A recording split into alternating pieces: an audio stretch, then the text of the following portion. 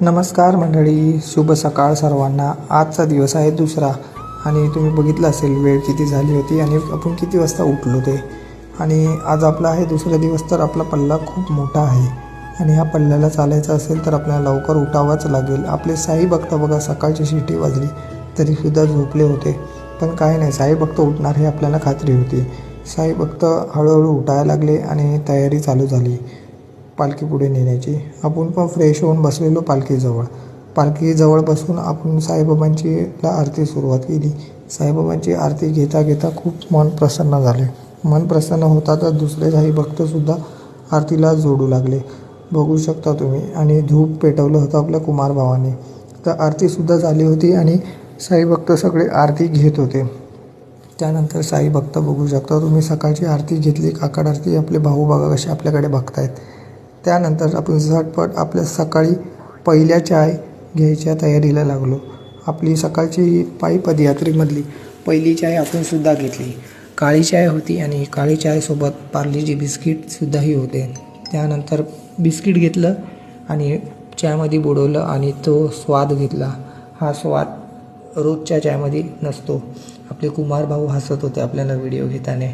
आणि त्यानंतर साई भक्त बघू शकता सगळे बॅग टाकत होते। आणि त्यानंतर पालखी निघाली पुढे। आपल्या पालखीचा प्रवास इथून सुरू झाला। हा प्रवास होता कालेर ते आपल्या चायचा हॉल्ट भिवंडी।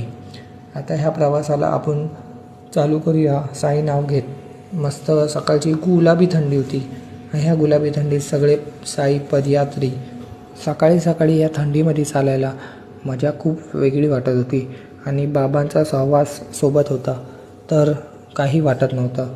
हा प्रवास खूप लांबचा होता आमचा आणि आम्हाला कळालेलं की थोडं पाईपलाईनीचा रस्ता खराब होता, सो आपल्याला थोडं फिरून जायचं होतं जुन्या मार्गाने।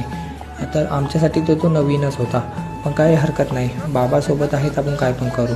शेवटी सकाळ झाली। सकाळ झाल्यानंतर उजेडल्यानंतर बघू शकता तुम्ही, मी चालत होतो माझा चेहरा आणि त्याच्यानंतर आपले भाऊ, मेन बात म्हणजे हे गोविंद भाऊ आम्हाला शिर्डीची वाट दाखवणारे असे व्यक्ती आहेत की त्यांनी मला आणि माझे सर्व साई भक्तांना वाट दाखवली साईंची।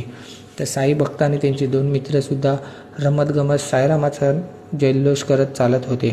त्यानंतर पालखी आमच्या पुढ्यातच चालत होती। पालखी पुढे चालताना आपले गौतम भाऊ, बाबू भाऊ पालखीसोबतच चालत होते। पालखीसोबत चालता चालता खूप साऱ्या गप्पा गोष्टी होत होत्या। होत होता आपण पोचलो आपल्या नाश्त्याच्या हॉल्टला भिवंडीला आपल्या नाश्त्याच्या हॉल्टला पालखी ठेवून शेवटी आपण पोचलो दुपारच्या हॉल्टला बॅगी बघू शकता सर्व साई भक्त घेऊन आम्हीही आमची जागा पकडली।